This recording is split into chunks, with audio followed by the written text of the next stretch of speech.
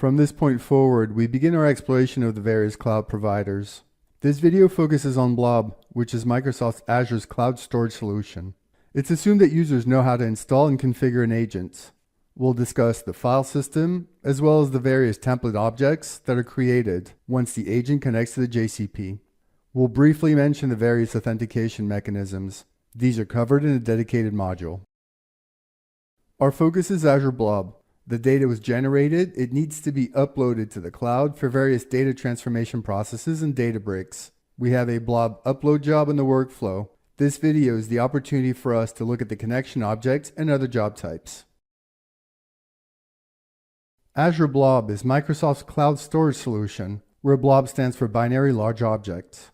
It stores files, which you can upload, download, check for the existence, delete, and more. It stores unstructured data files as binary objects like documents, images, and videos for use by other applications. While it's understood that Microsoft offers two distinct storage solutions based on blobs and files, with different operating principles and functions, for our purposes, we'll consider blobs as basic files to be uploaded, downloaded, moved, copied, and more. There are several types of blobs. As it stands, the Automic integration only supports block blobs. Downloading and installing the package results in the agent file system.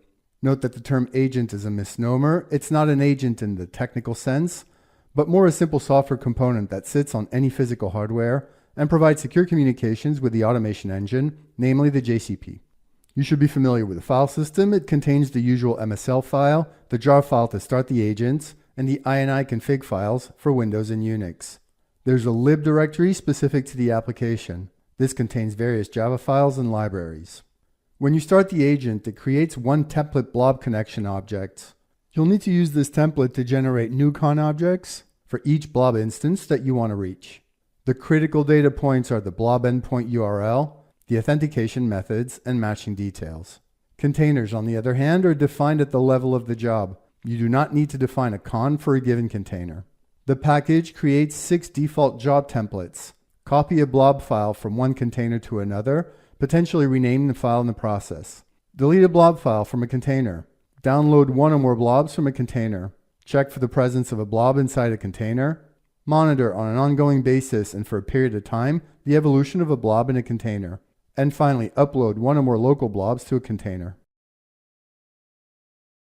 In the con object, we connect to our Azure storage account, which is an exposed endpoint. The con needs that URL. We also have 3 authentication methods: service principal, OAuth2 token, and token from file, which we cover next. We move on to jobs. We use 2 examples, copy and uploads. You use the copy templates. You specify the con object you created, the source blob container you're copying from, as well as the file, the container you're copying to, and the new blob name if you're changing it. The upload job works along the same principles, only you reference a local path and file name using regex as needed. Notice the blob type, in this case block blob. Microsoft currently maintains 3 blob types, block, page, and append, with different technical specs. A block blob contains large data elements, split into blocks for transfers. Page and append exist for different purposes, like random access and append operations, say for logging purposes. For the time being, we support the block blob. Other job types include download. You specify the con, container, source blob path, and local destination directory. When the files are downloaded, you can set ownership and sticky bit on the fly so that those files are immediately exploitable. The on invalid permission settings box can force a job failure if your permissions are not interpretable by the operating system. Say if you use letters for a Unix agent, or if you've set permissions with no owner. If you select job succeeds, then Automic assigns the user who started the agent as the owner of the blob. That user and no one else will have all permissions on the file. The blob exists job template applies to situations where processes depend on the presence of a blob in a container. Blob exists scans the container based on specific conditions. If the blob is there, downstream processes can execute. We can explicit the blob name, and we can use regular expressions as well. Here's an example. Blob exists scans a blob container for assets based on specific conditions. While we can explicit the blob name, we don't have to. We can use regular expressions instead. Here we're looking for doc files with evolving names, which entails a wildcard. They might be very old files with a simple DOC extension or docx, which entails a second wildcard. .* substitutes more than one character to search for many files, and $? Substitutes a single character for doc or docx. Remember, a blob is identified with a unique URL, and we're looking at this URL. We check the regex box and request retrieval of the names of all blobs that match to be output to the job report. But there's a caveat. We're only looking for files that start with the word file, which means using the URL prefix. We can pass URL query parameters, in this case prefix equals file. You could even combine parameters with the ampersand symbol if you wanted to apply more than one query parameter. We show the blob assets that meet the regular expression. The blob delete job performs a straightforward delete on a blob in a container. Finally, we need to spend some time on monitoring. These are cyclical processes that look at blob behaviors in the container. As opposed to exist, which either completes or fails immediately based on true-false, cyclical monitoring based on a time interval starts when the job is executed and completes only when a condition is met. The basic fields are regex to scan multiple files and return true as long as one of the file matches the condition.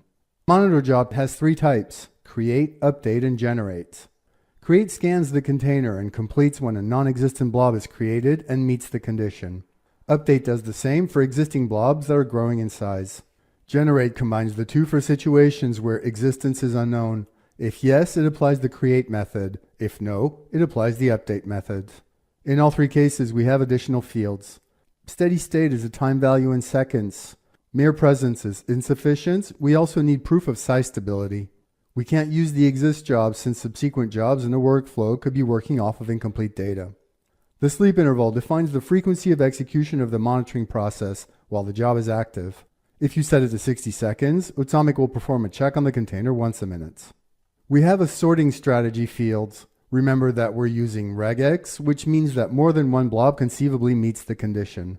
If 3 do so, as stated by regex, Automic has to use the correct one. It will run the job and log the blob name in the report and the details panel. Sorting allows you to set which blob it uses.